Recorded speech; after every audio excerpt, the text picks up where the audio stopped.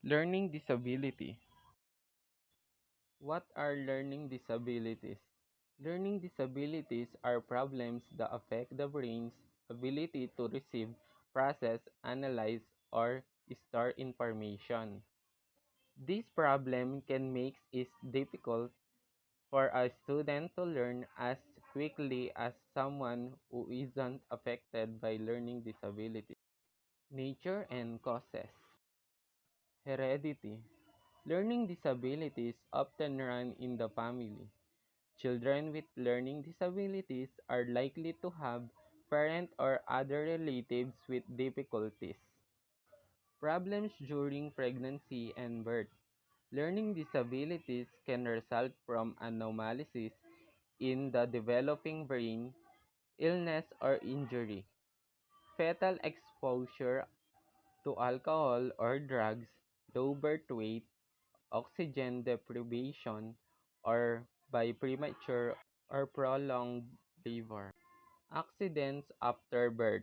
Learning disabilities can also be caused by head injuries, malnutrition, or by toxic posture such as heavy metals or pesticides.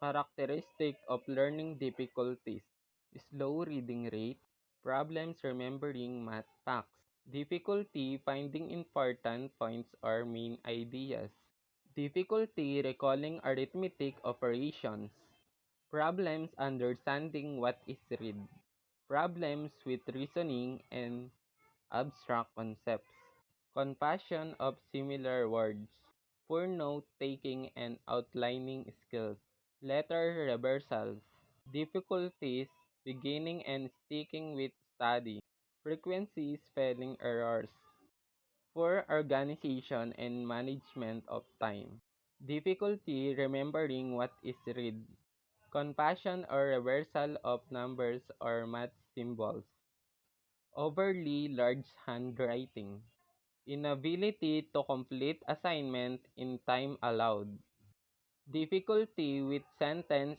structure or poor grammar, poor memory for recalling material, slow writing rate, difficulty following directions.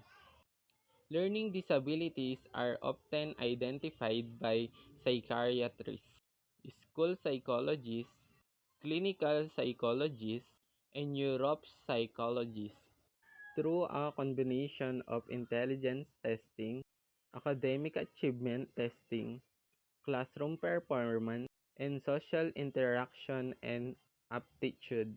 Other areas of assessment may include perception, cognition memory, attention, and language abilities.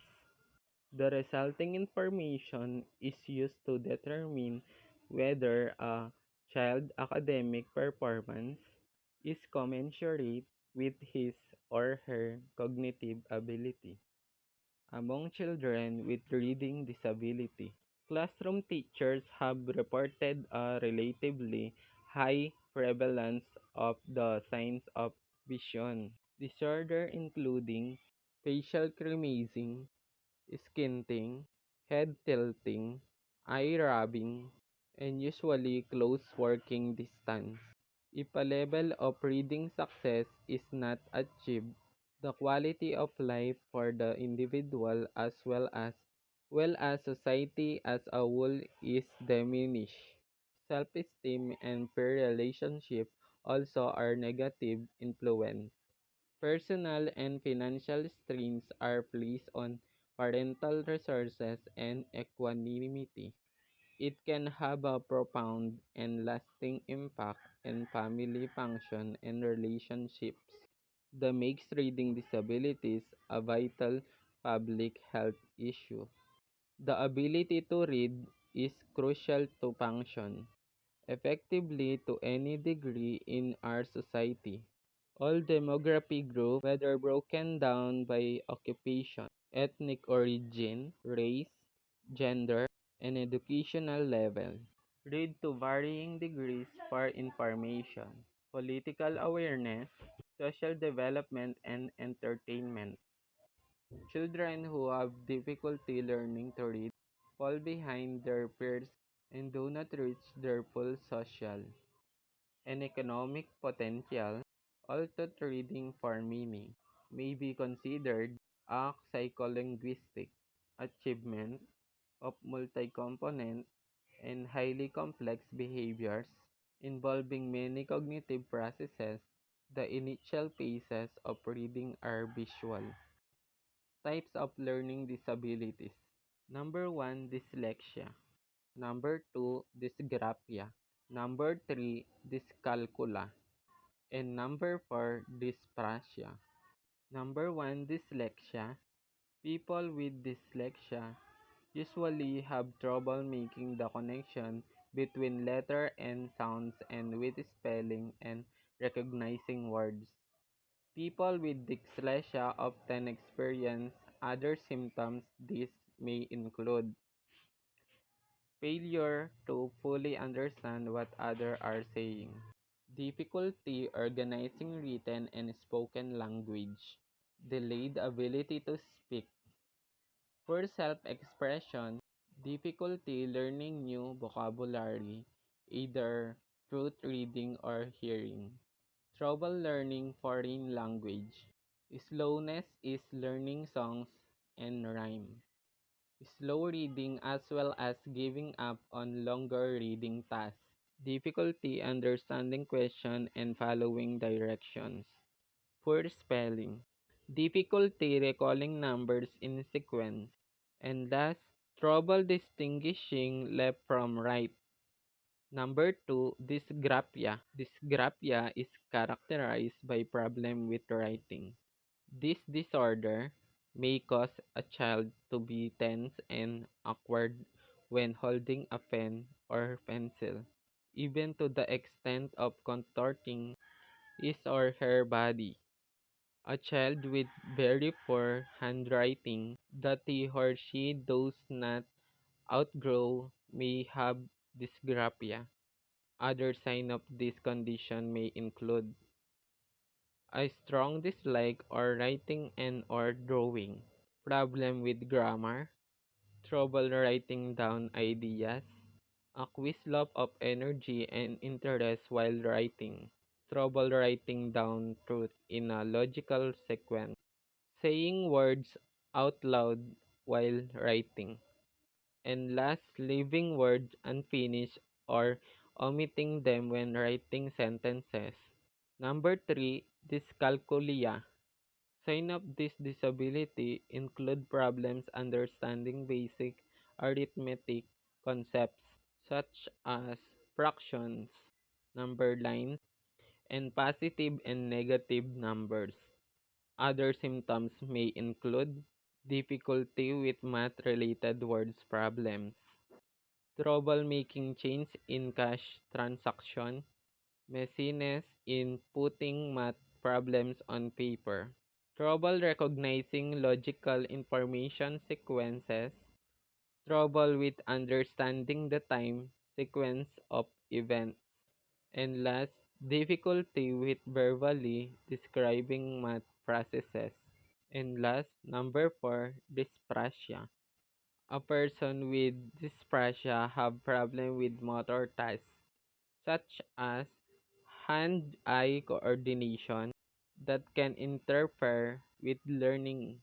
Some other symptoms of this condition include problem organizing oneself and one things, breaking things, trouble with tasks that require hand-eye coordination such as coloring within the lines, assembly puzzles, and cutting precisely, poor balance, sensitivity to loud and or repetitive noises such as the ticking of a clock, and last, sensitivity to touch including irritation over bothersome feeling clothing. Diagnosis: IQ achievement discrepancy. Learning disabilities are often identified by psychiatrists, school psychologists, clinical psychologists, counseling psychologists, and neuropsychologists. Through a combination of intelligence testing, academic achievement testing, classroom performance, and social interactions and aptitude. Other areas of assessment may include perception, cognition, memory, attention, language abilities.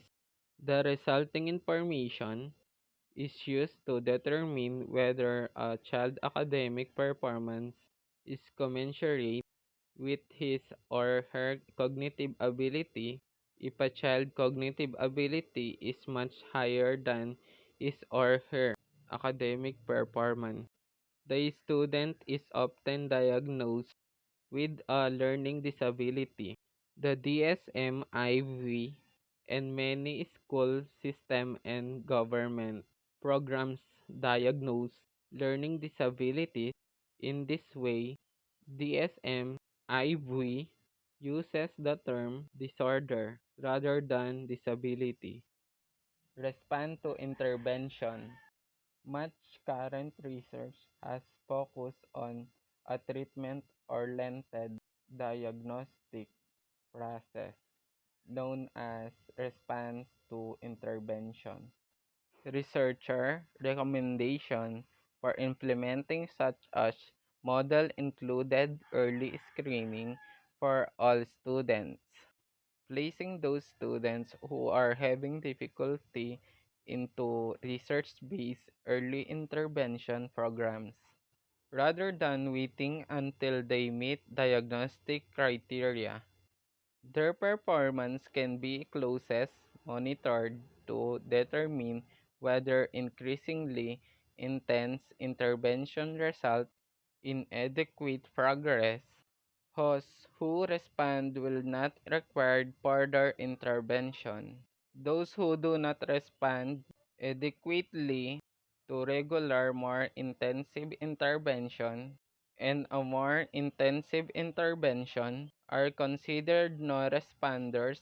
These students can then be referred for further assistance through special education, in which case they are often identified with a learning disability. Some models of RTI include a third tier of intervention before a child is identified as having a learning disability.